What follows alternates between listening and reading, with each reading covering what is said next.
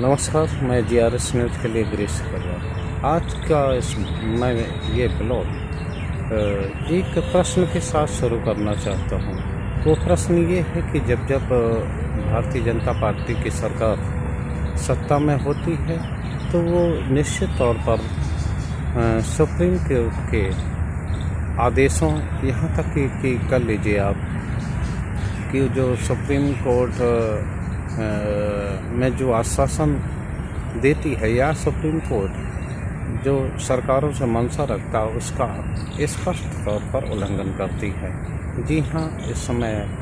उत्तर प्रदेश में या पूरे देश में प्रयागराज में पुलिस अवरक्षा में की गई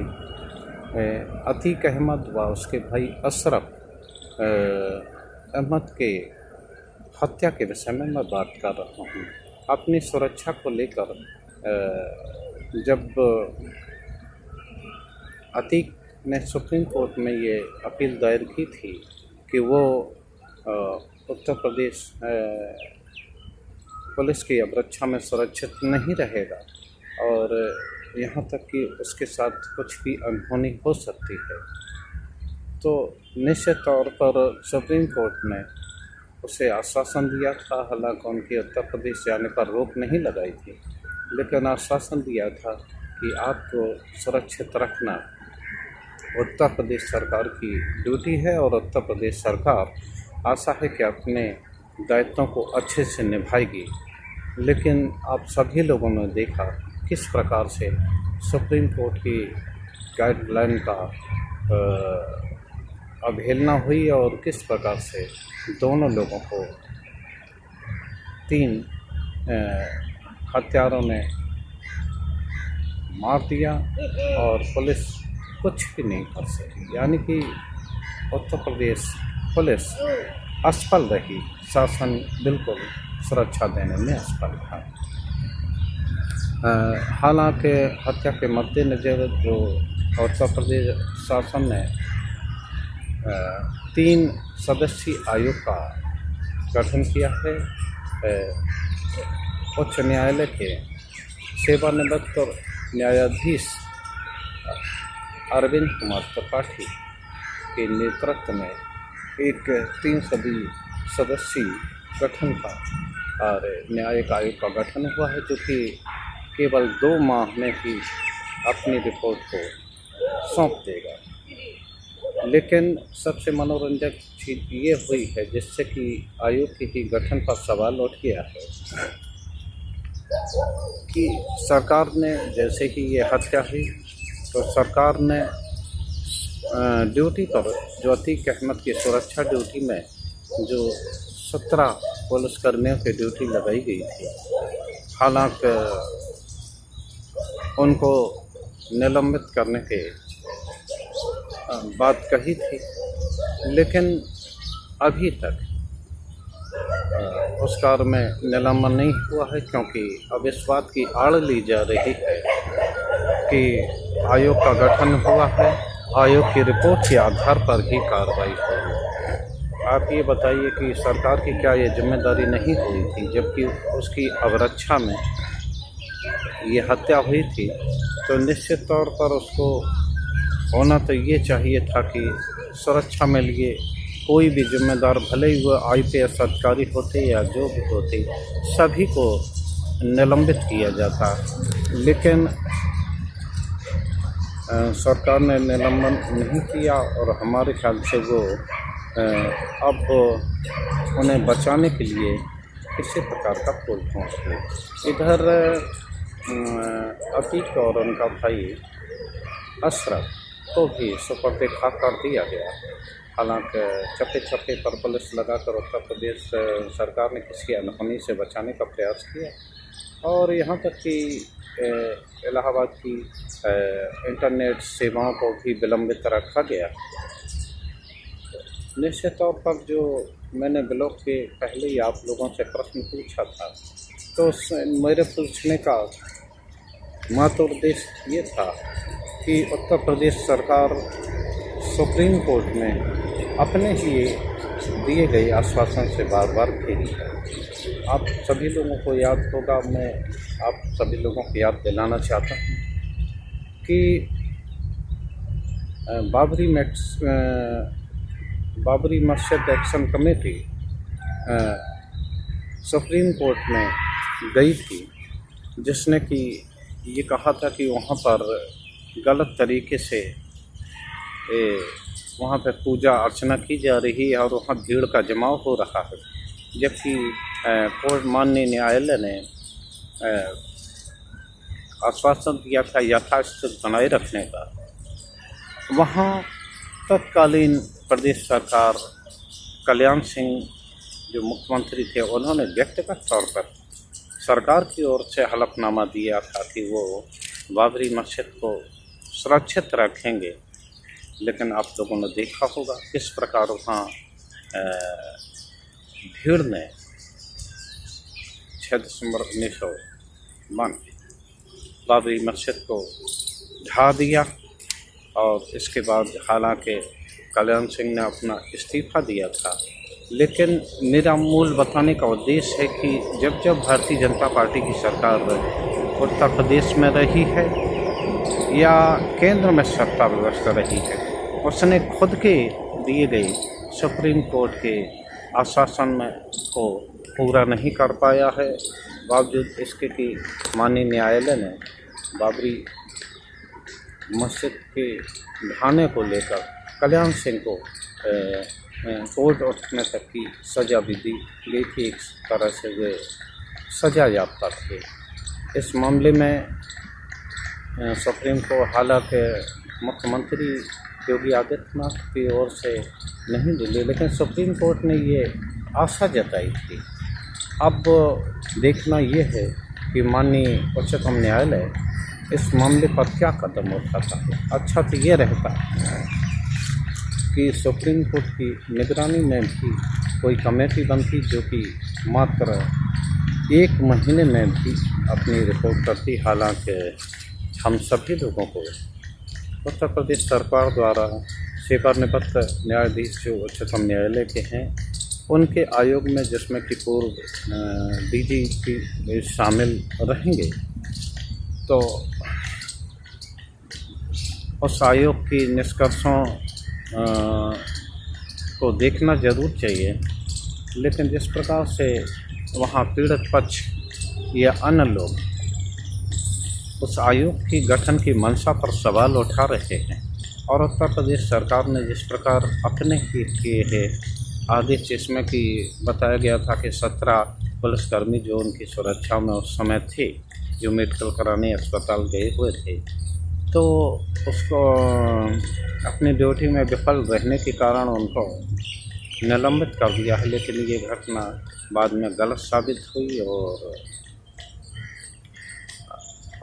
बीच में आयोग का गठन जब इस संबंध में पत्रकारों ने सवाल पूछा तो ये बताया गया कि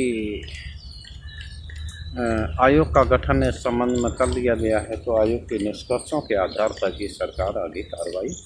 करे। उधर कल दिन भर 2 बड़े नेता जो कि भारतीय जनता पार्टी के कद्दावर नेता रहे हैं और राज्य सरकार में मंत्री भी हैं, उनके बयानों को लेकर भी दिन भर लानत मनानत होती रही। क्योंकि एक तो स्वतंत्र देव सिंह हैं जो कि प्रधानमंत्री के काफ़ी खास हैं और प्रदेश सरकार के मंत्री भी हैं और प्रदेश अध्यक्ष भी रह चुके हैं भारतीय जनता पार्टी उत्तर प्रदेश के। उन्होंने एक ट्वीट किया जिसमें उन्होंने बताया कि पाप पुण्य का जो भरण पोषण है वो व्यक्ति को इसी जन्म में भरना पड़ता है। तो उन्होंने अतीक और अशरफ के संबंध में ये बात कही थी। और जो वित्त मंत्री हैं प्रदेश सरकार में दूसरे नंबर की हैसियत रखते हैं सुरेश खन्ना, उन्होंने ये आश्वासन दिया जो शाहजहाँपुर से लगातार 9वीं बार विधायक चुने गए। उन्होंने एक बयान दिया कि ये कुदरती न्याय है। हालांकि उन्होंने तालिबानी शब्द का भी इसमें प्रयोग किया कि ये तालिबानी और कुदरती न्याय है। एक प्रकार से उन्होंने इसके से घटना को ऊपरी शक्तियों से जोड़ा, जो कि गलत है और इसकी आलोचना की जानी चाहिए। एक मामले में मैं अपनी बात खुद उठाना आप सभी लोगों को बताना चाहता हूं, जो कि केंद्र सरकार के उससे जुड़ी थी और इस बारे में समसामयिक है कि प्रदेश सरकार क्या केंद्र सरकार भी सुप्रीम कोर्ट के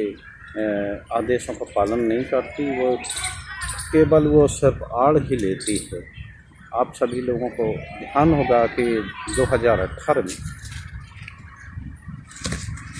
में केंद्र सरकार ने सुप्रीम कोर्ट द्वारा दिए गए एसटी एक्ट मामले को, जिसमें उन्होंने 8 दिन में ही सीओ स्तर के अधिकारी से जांच करने के बाद ही मुकदमा लिखने का आदेश दिया था। सुप्रीम कोर्ट ने कहा कि ये मुकदमा तभी लिखा जाए जब ये साबित हो जाए कि वास्तव में उस मुकदमे में वो, इसके बावजूद केंद्र सरकार ने सुप्रीम कोर्ट के उस आदेश को एक अध्यादेश के जरिए पलट दिया और उसने ऐसी व्यवस्था कर दी जिसमें कि केवल मुकदमा लिखने भर से ही व्यक्ति को जिसके खिलाफ ये मुकदमा दर्ज कराया गया उसे जेल में जाना पड़ेगा और उसमें जांच की कोई व्यवस्था नहीं रखी गई। जबकि मानवीय आधार पर भी ये होता है कि कम से कम जो आरोपित है उसका भी पक्ष जाना जाए, लेकिन जिस तरह से केंद्र सरकार ने बदला वो बात आज भी उसमें चल रही है। हालांकि बाद में उसके जो अध्यक्ष थे मुख्य न्यायाधीश मिश्रा जी, उन्होंने बाद में एक माफ़ी भी एक तरह से मांगी थी और अपने आदेश को गैर ज़रूरी बताया था। लेकिन मैं आपको बताना चाहता हूँ, जैसे भारतीय जनता पार्टी की सरकार जब सत्ता में आई है उसने सुप्रीम कोर्ट के आदेशों का या उसके जो सुप्रीम कोर्ट चाहता है उसको कभी भी पालन नहीं किया। एक तरह से अतीक और असरत मामले में निश्चित तौर पर ही प्रदेश सरकार उन्हें सुरक्षा देने में विफल रही है।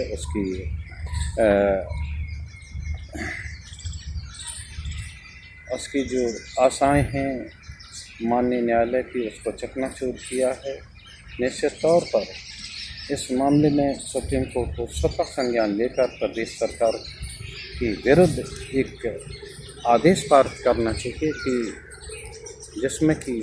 सभी जिम्मेदार जो लोग हैं वो निश्चित तौर पर अभी हटाए जाएं